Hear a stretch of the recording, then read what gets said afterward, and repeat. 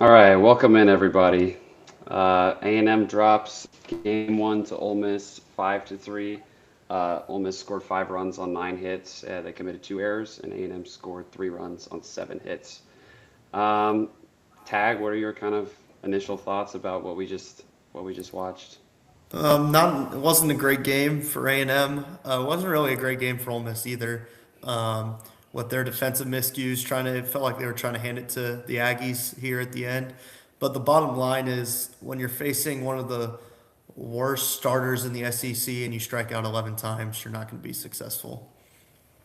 Yeah, Hunter Elliott, we talked about him before the series. He was really good. He went 6 innings, gave up 5 hits, only gave up 1 earned run. And I think the big story was he only walked one guy, and then he struck out 11. He hit his 300th career strikeout today. Um, yeah, I mean, we can get to the Aggies now. I guess like we got to start with Ethan Darden, which was the big story of this game, that Shane Sadeo was moved out of the Friday night role, and Ethan Darden, whatever that was going to look like, he went 2 innings, gave up 2 hits, 2 earned runs, walked 2 guys, and only struck out one. I'm not sure how long the coaching staff wanted Darden to pitch for. I don't know how many innings they wanted out of him, but 2 certainly wasn't good enough.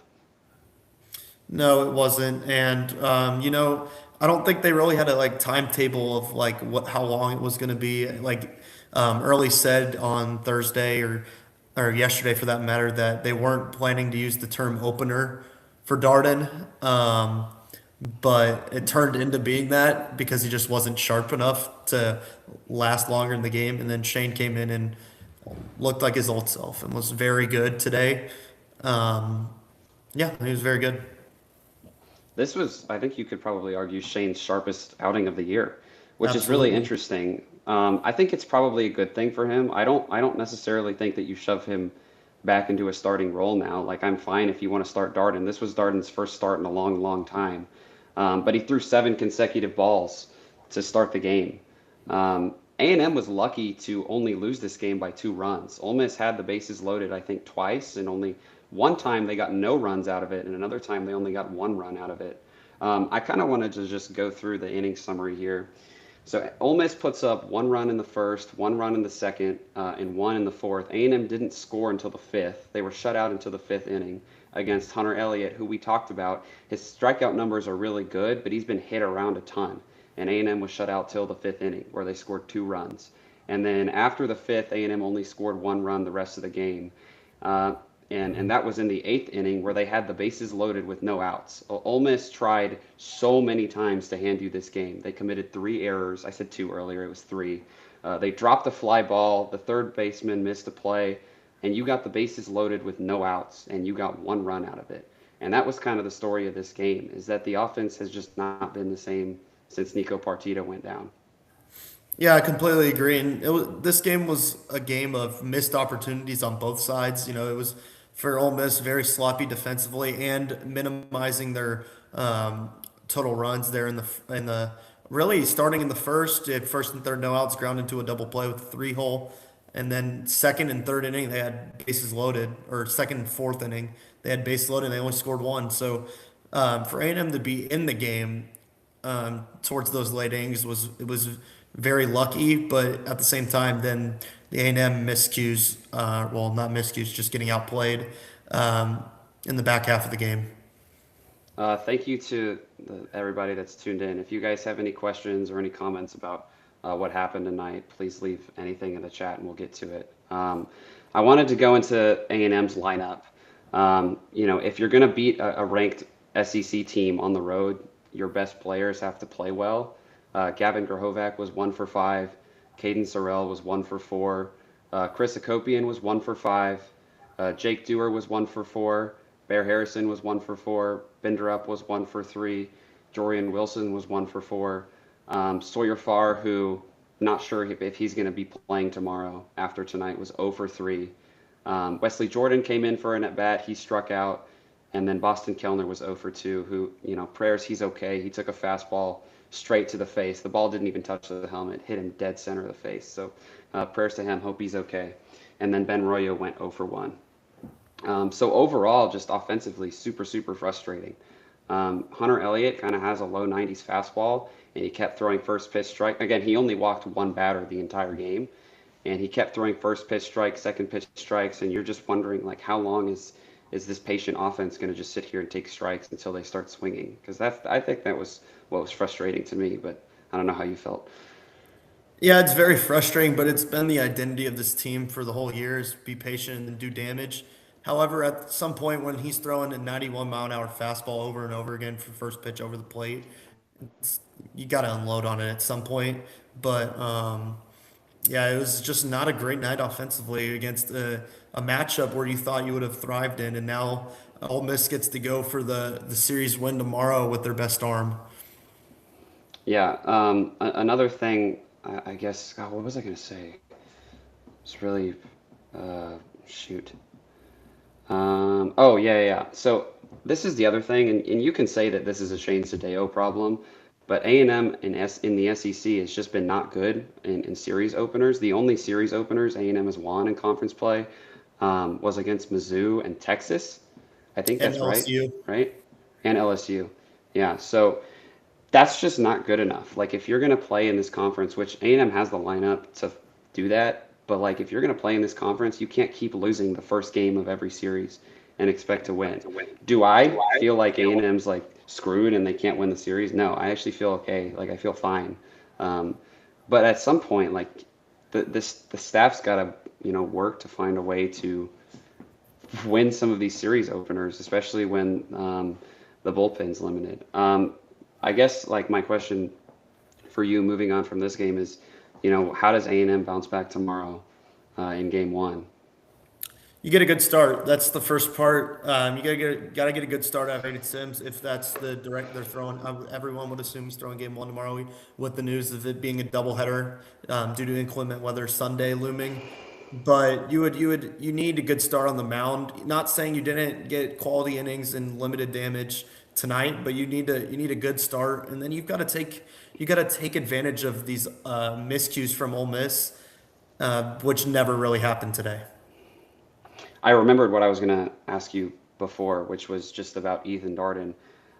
What do you think his role is, like as a Friday night guy moving on? Because I don't think they're going to move away from this, at least in the Mississippi State series. So, how many innings do you want out of him? Because in previous games, like the most he's pitched this season is two and a third. And he went 2 innings, but I didn't take it as they pulled him because they only wanted him to go 2 innings. I took it as they pulled him because he was struggling to throw strikes. Yeah, I agree with with they pulled him because he was struggling to throw strikes. I think because of the starter background in him, I think he can go. He just got to be extended gradually. You're not going to expect him to go 5 innings immediately. Like that's just unreasonable. But I wouldn't say like two is not enough out of if you're going to do this. So I guarantee you he probably will get the ball Friday, but you've got to be more sharper starting from pitch one. You can't start with seven straight balls. But I thought some of the the double play to the three hole was huge. He was big in big moments towards the beginning. However, it's just was not a good enough as a holistic outing. But he'll get better over time. It was his first start since being at Clemson. We have a chat about TK. Aiden says he wants to see TK in the lineup tomorrow. Actually, TK is actually injured. No, no, Not no, no, exactly. no. Oh, I'm he's gonna cut not? off. No, I Okay, go for it. Go misread for it. Zane's tweet. He will not play because Dewar has to play left field with Chris being limited to being the DH only. I misread that tweet, but yes, Dewar has to play left field because Chris cannot move. What we thought was when we heard Chris say that he was good. Little do we know that that was not the case. Yeah, how far do you think Chris is from being able to play defense? Because he looked pretty shaky on his double, kind of jogging to second base. It I just would didn't look say comfortable. Did not regional. look good at all. I'd say Regional? regional. Yeah. Yeah, at this point, Do there's no you? need. I don't see like the offensive struggles that A&M's had the last 2 weeks since Nico's gone. Like you're not struggling that much because one player's your out of your lineup. It definitely shakes things up, right? Because now Bender Up is playing and Sawyer Farr. It's probably not going to be Sawyer Farr tomorrow. But you have and now we don't even know if Boston Kellner's going to play tomorrow. We have no idea what that was. So, like, you know, do you see it as just like bad at bats, like being too patient? I mean, I don't know. It can't, the struggles can't all be because Partita's not playing. No, I think you just got to tip your cap to the pitching that you've seen.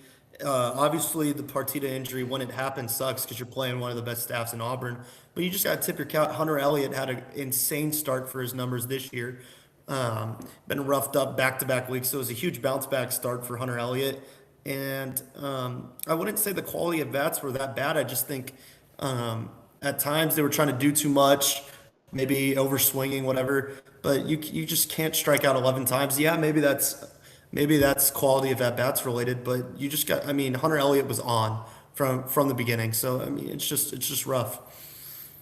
And I think too, like something that we've seen the past few weeks with starting with Florida and then Auburn, like if you're going to beat A&M's lineup and if you're going to shut them down, you can't hand out free passes. Like you just can't. That's kind of where the damage comes. And the staffs that we faced the past 2 weeks have done a really, really good job of not walking guys. Like Aiden King didn't walk any. I don't think he walked a single batter in his start. Andreas Alvarez, like pretty much the entire Auburn pitching staff didn't really walk anybody. And now you just faced Ole Miss, who walked, I think, a total of two batters. Um, Someone. yeah, the important stat is that Hunter Elliott only walked one guy. But the thing that's happening, like you're facing some pitching staffs that are not giving you anything. Like you're not getting free passes. And so what that means, it's self-explanatory, but like when they're throwing strikes, you have to hit the ball into open grass or over the wall. Another thing I was impressed with A&M's pitching staff is you kept Ole Miss in the park tonight, which was really, really positive. Ole Miss left, let's see, they left 8 runners on base, and so that was really important. Like, this is a team that we talked. Ole Miss was a team that we talked about. Like, has power kind of scattered throughout the entire lineup, even though they have some pretty high strikeout numbers, and most of the guys on Ole Miss's lineup can go yard. And A&M's last in the conference by a pretty large margin of giving up home runs. And so that was pretty huge to keep Ole Miss in the park. And that was kind of to my point before about A&M feels fortunate that they were only down 1 to 2 runs most of the game.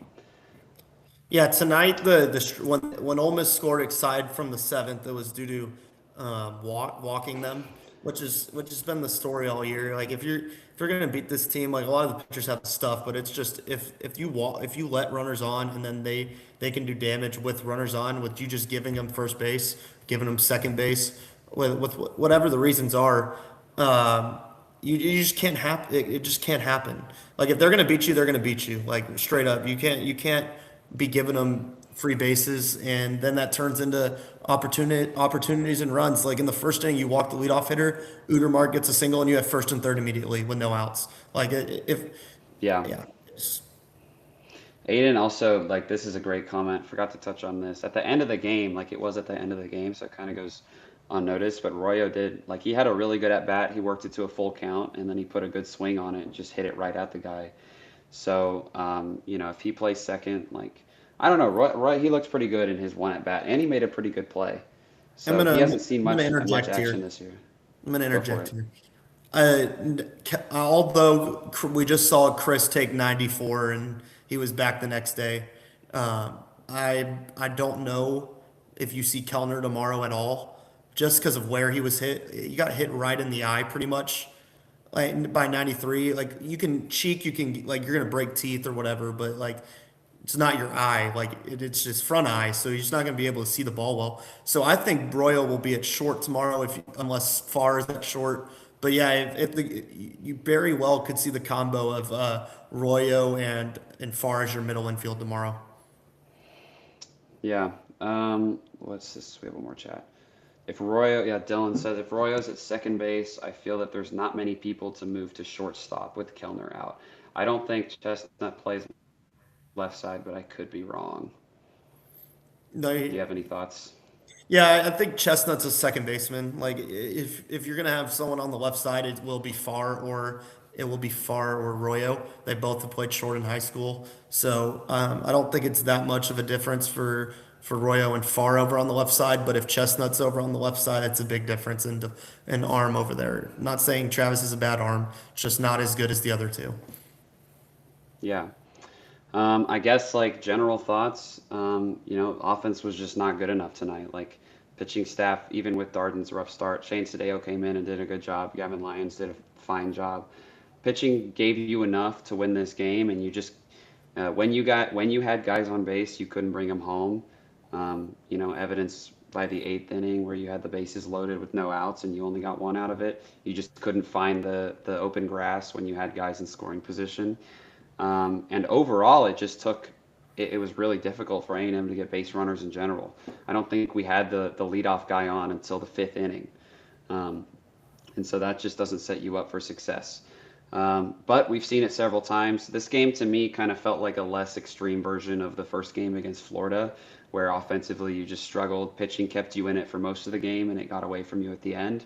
Only difference in this one was that you were in it right till the end. So nothing in this game that happened is anything that we haven't seen before. So there's absolutely no reason why A&M can't sweep the doubleheader tomorrow and win the series. Um, but you just kind of have to play better all around. Yeah, my general takeaway is that if you flip the score of game one of Texas and game one of Ole Miss tonight, the score of it, I would have believed you. Like, if you would have said 5-3 lost to Texas on Friday night, I would have been like, oh, okay, I see that. But Yeah. losing 5-3 to Ole Miss tonight, I would have never predicted that. With the numbers of Elliott and the numbers of Shane, whatever coming into it, you would have not predicted this game to been 5-3. So with that being said, it's just offense has got to be better. I know that's the simple answer, like you said, but you gotta come out tomorrow and doubleheader and be ready to hit. Yep. Overall, just really rough. The other thing we talked about, Walter Hooks. Is that his name? Walter? Is that his first name? Hooks, I The believe. Ole Miss. Yeah, yeah. So we talked about him before the series. He came in at the end, went 2 innings, gave up 2 hits, and struck out three. So you saw a little bit of him. That's their best bullpen arm. But tomorrow things are not going to get any easier. They're going to get a lot harder with Cade Townsend, who's kind of their best guy. Really doesn't walk anybody, strikeouts. So going to be a really tough matchup tomorrow. And yeah, I mean, you know, guys are going to have to step up tomorrow. You know, you'd love to see Caden Sorrell and Gavin kind of flex a little bit and lead the team and you know score a little bit more tomorrow. Do you have anything else, or do you kind of think we touched on Yeah, everything? I would like to say it's a good thing you have Sims throwing tomorrow against Townsend because tomorrow's going to make Definitely. for a very good and very intriguing pitching matchup. But I have full faith in this top half of this order that they're that talented that they will step up tomorrow. But you need the guys that are filling in for other guys to step up. Is my point. Like you can't bases loaded in the eighth inning after they've gifted you with two errors. You can't only score one with no outs. Like that's Yeah. where the game ended. It's where the game ended. Cliche, even though you had the tying run up in the ninth. You can't do that on the road at least. You can't do that on the road. And that's my only other comment is like this A&M team all year. The story has been if the other team makes an error, if they make a throwing error, if they make a fielding error, and they give A&M a free base, like A&M punishes you. That's kind of been the story, and that just wasn't present tonight. Um, so yeah, those are kind of our general thoughts. No reason to panic. Nothing that happened in this game, like I said, is anything that we haven't seen before. Um, you know, just have to play better tomorrow to take the series. Um, anything else? Yeah, it just put like we talk about national seed all the time and hosting. It just puts a more emphasis on tomorrow how big it is.